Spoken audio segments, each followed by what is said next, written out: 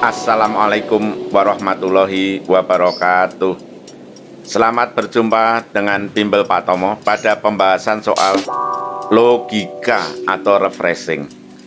Soal ini kelihatannya main-main, tapi ini tujuannya untuk menyegarkan dan juga meningkatkan kemampuan berpikir kalian secara cermat dan cerdas. Kita mulai ya. Bismillahirrahmanirrahim. Soal nomor 1. Pak Tomo memberi tugas dalam rangka kegiatan tertentu. Dinda membawa piring, ya. Saskia membawa sendok, Nina membawa gelas, Destia membawa sapu, Novi membawa garpu. Di antara anak-anak itu yang paling mungkin dimarahi Pak Tomo adalah yang menyimpang ya, yang menyimpang dari yang lain. Ini kan piring sama sendok masih temen, sama gelas masih temen, sama garpu masih temen, sama sapu nggak temen. Berarti dia yang kena marah. Orang mau makan mie rebus malah bawa sapu ya. Jadi jawabannya C. Soal nomor 2. Kita lihat ya soal nomor 2. Sebuah barisan peserta lomba tersusun dengan nomor urut sebagai berikut: 1, 3, 6, 10, 15, 21. Nomor berikutnya adalah, kita lihat, 1 jadi 3 tambah 2, 3 jadi 6 tambah 3, 6 jadi 10 tambah 4, 10 jadi 15 tambah 5, 15 jadi 21 tambah 6, berarti 21-nya tambah 7, 21 tambah 7 sama dengan 28. Soal nomor 3. Pak Badrun adalah guru yang sangat galak, jauh lebih galak daripada Pak Tomo.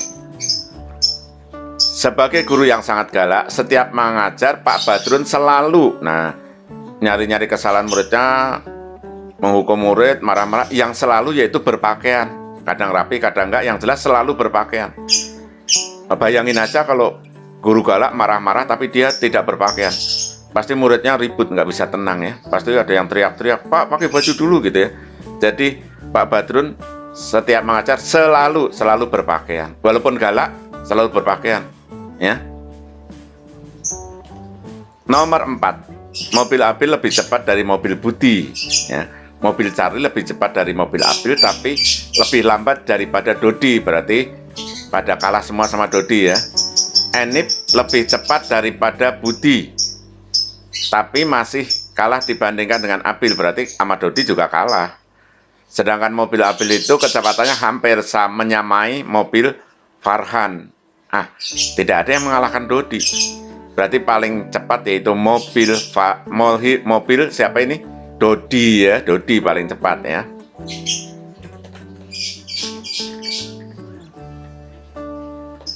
Berikutnya, di sebuah ruangan laboratorium, seorang gadis bernama Saskia sedang melakukan percobaan. Ada 1 liter larutan kimia botol A dan 1 liter larutan kimia botol B. Sedangkan botol C ukurannya 3 kali lebih besar dari botol A dan B. Saskia menuangkan sekian larutan ke botol A ke botol C. Dari botol A ke C segini. Terus sekian larutan B ke botol C.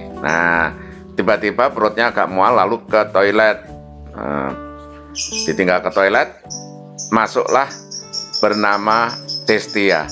Dia memasukkan semua larutan A ke botol C dan semua larutan B ke botol C. Apa yang terjadi kemudian? Kita lihat apa yang terjadi kemudian.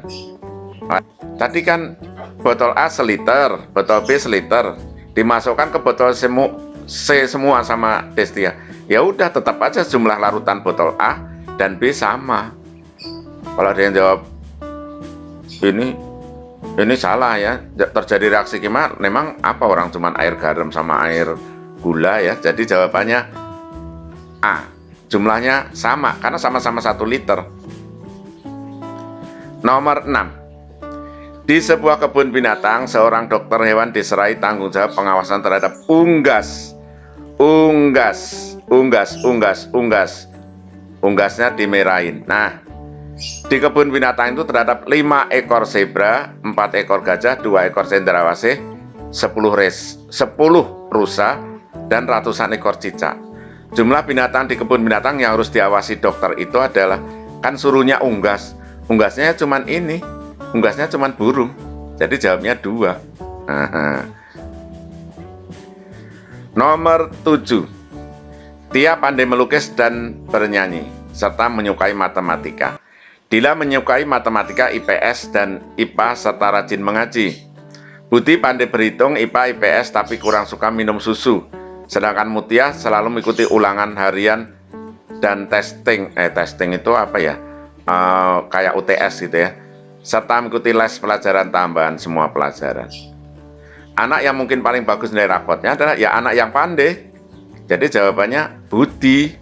Terserah Mutia mau ikut les apa, yang penting kan nggak ada kata pandai pada Mutia. Jadi jawabannya C.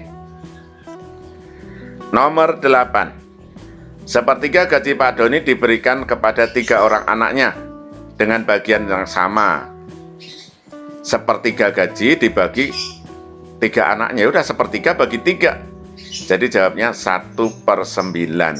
Sepertiga dibagi 3 itu 1/9.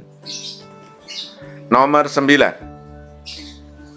Karena kerusakan pesawat, seorang pilot bernama Dinda Larasati mendarat darurat di desa terpencil dan terasing. Dia disambut oleh 3 orang penduduk asli. Yang pertama bilang, Kora Zerak Zentur, yang artinya selamat datang gadis kota. Selamat datang gadis kota. Orang kedua berkata Zentur Ova Jimbi, artinya gadis kota. Gadis kota sangat cantik.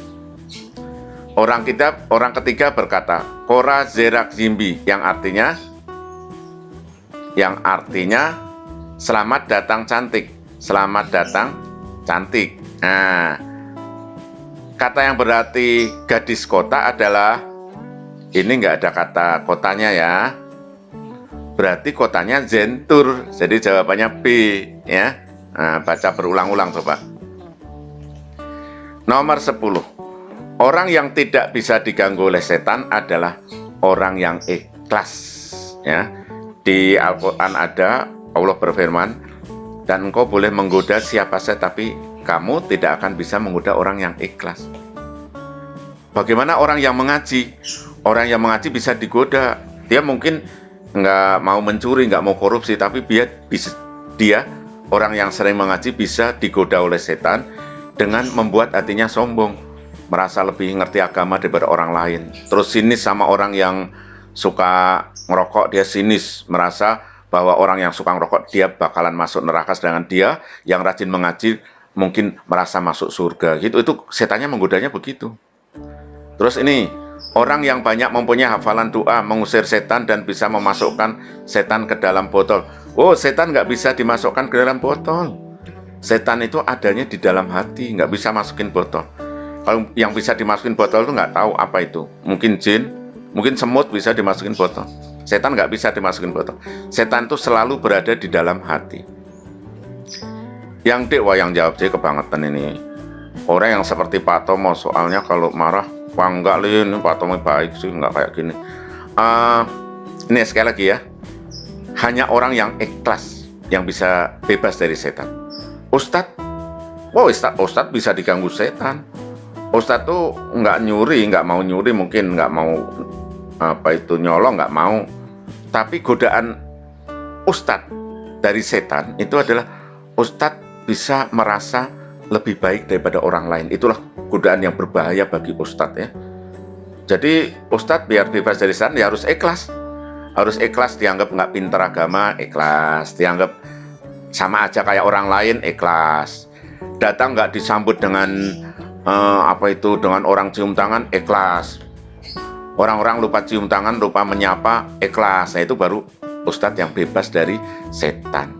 Kalau Ustadz ada orang lupa nggak membungkukkan badan, hormat aja udah kesel, udah mengutuk, wah tidak hormat sama Ustadz, masuk neraka itu. Wah itu Ustadz itu pasti digoda oleh setan.